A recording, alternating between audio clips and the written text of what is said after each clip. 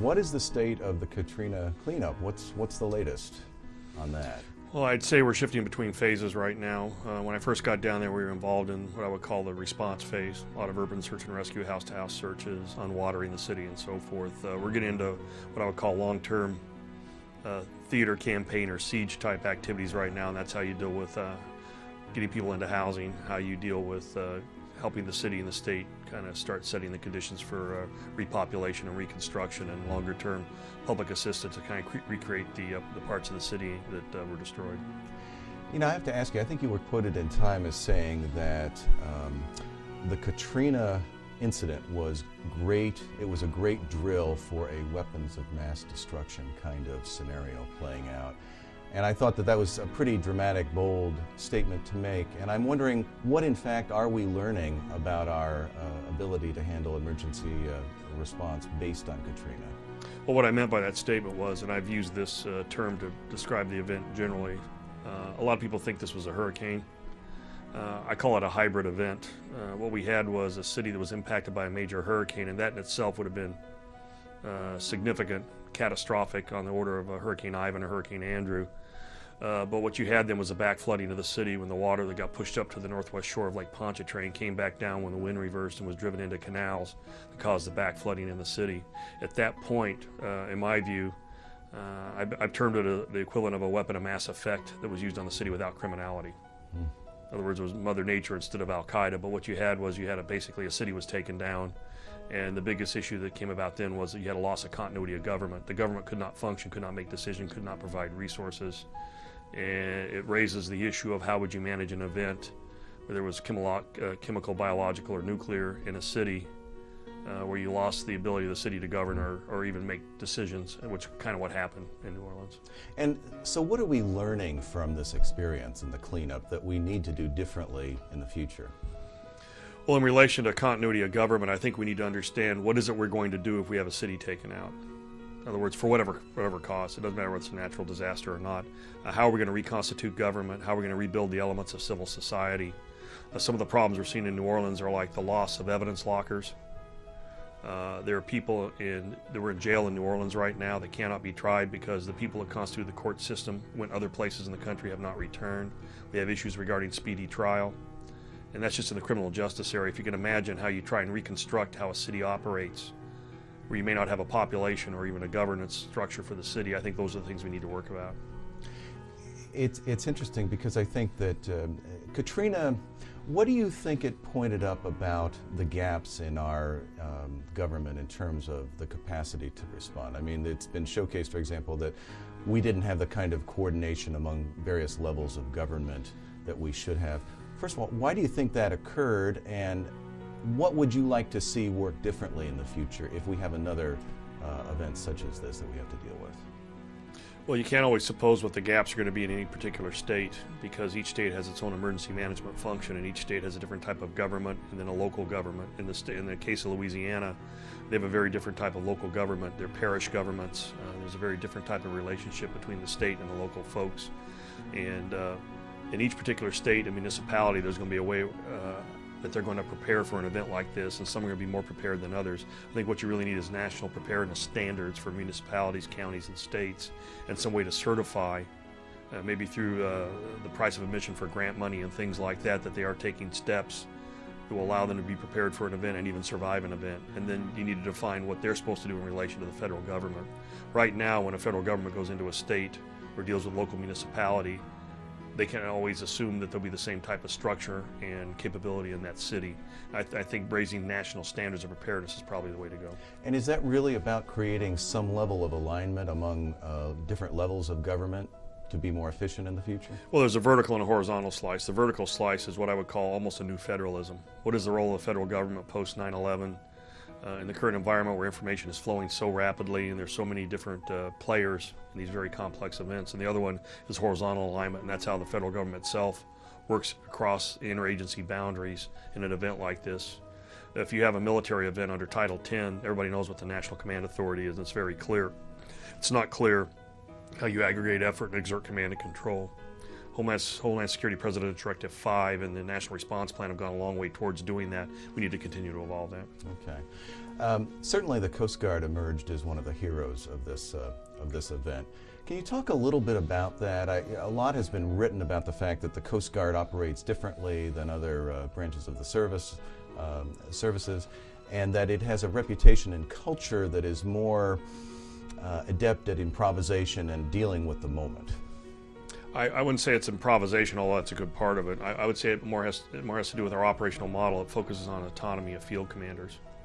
Our field commanders are given a certain amount of resources and given a certain area of responsibility, and they're expected to kind of handle whatever comes up in their area of responsibility that's consistent with our statutory responsibilities. And so if the commander of the region down in the Gulf wants to move a patrol boat from Mobile to New Orleans, he just does that. He doesn't have to ask permission to move those forces around. Likewise, for the very large cutters, if you want to move them from New York to Miami or from Miami to New Orleans, you can do that without going back up to the Commandant or the Secretary of Homeland Security and ask for permission to move those forces. In DOD, it requires an operational order that's signed by the Secretary to move forces like that. So when something occurs like 9/11 or Katrina, our field commanders can basically take the resources, apply them where they need to, and then report up the chain that they had done it. I was the field commander in with the Atlantic Command on 9/11, and I moved all the resources I needed to on that day, and then I called the Commandant and told him what I had done, and that was perfectly acceptable. Are there limits to that kind of operational model? It obviously worked, and worked in those two cases, but how do you monitor that? Because it's not obviously a model that other branches of the service use, is that correct? Well, as long as you can meet the mission by reallocating resources that are under your control, it works because you've identified the threat, you've applied resources to the highest risk in your area of responsibility. Where it may break down or require extra assets is if it's such a large event that it overwhelms even Coast Guard resources, and we've had some of those in the past.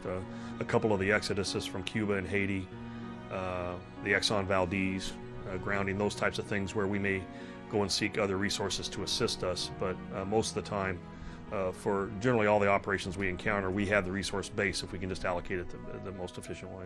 Based on your experience to date with Katrina and 9/11, let me ask you, what's your view about what the public sector does well versus the private sector? What are we learning, for example, from Katrina about that?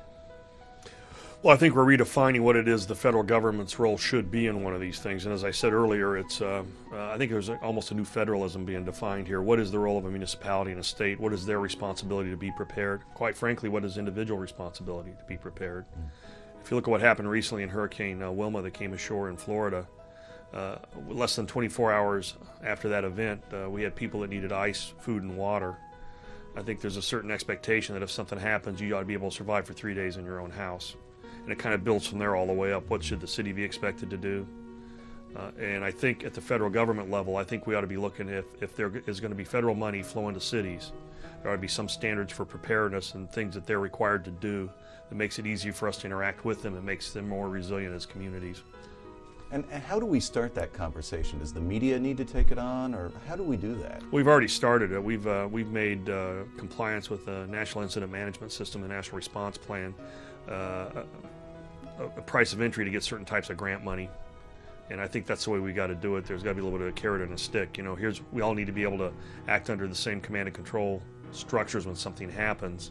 And if you do that and you prepare your city and you do all these things, then it should be easier for you to have access to federal funds. I think in general, after 9/11, post-Katrina, in an area where we have such a ubiquity of information, everything is transparent out there, I think there's some real issues that need to be dealt with about what the role of the government is and how that might be changing, not only vis-a-vis the private sector, between the states and the local municipalities.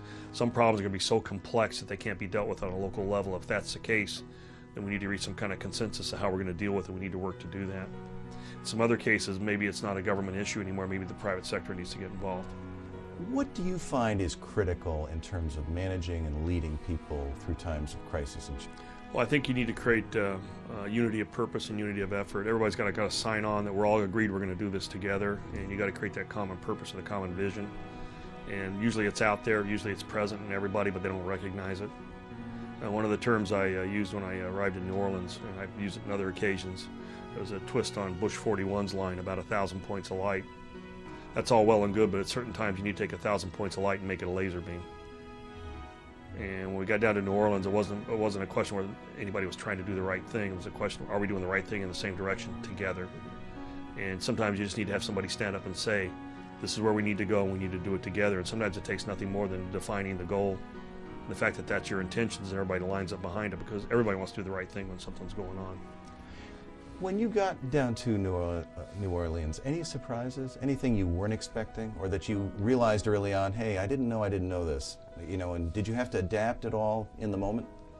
Well, it was apparent right away that the scope, the complexity, and the hybrid nature of this event were off the scale. And I think most of the existing structures and how we deal with an event like this are probably inadequate to this task even. I think we're going to find that out as we work through it. The Stafford Act and all of its structures for disaster recovery and everything like that, I think as a tool to deal with this particular type of event, I think there's some inadequacies there that we're going to find out when we do a hot wash on it. So I guess the first thing I thought was that this is so big, so complex, that there's probably not a book on this. And so there's going to be a good deal of innovation, and entrepreneurship is going to have to be exhibited in how you move forward on it. What a lot of people don't realize is the success story in this whole event was they evacuated 1.5 million people. In other words, they didn't have the same situation they had in Houston during Rita. They actually got them out. And there was a population that we dealt with that didn't leave the city that became problematic at a certain point. But the issue was, the good news is they evacuated 1.5 million people. The bad news was they evacuated 1.5 million people. When the city got taken down, we lost somewhere between 200 and 250,000 units of housing. There was no place for those people to return to. That amount of people is about 3 times the people that were actually moved during the Dust Bowl era in this country. I don't think we realize that this is the largest displacement of population due to a natural disaster in the nation's history, and a lot of people just don't understand.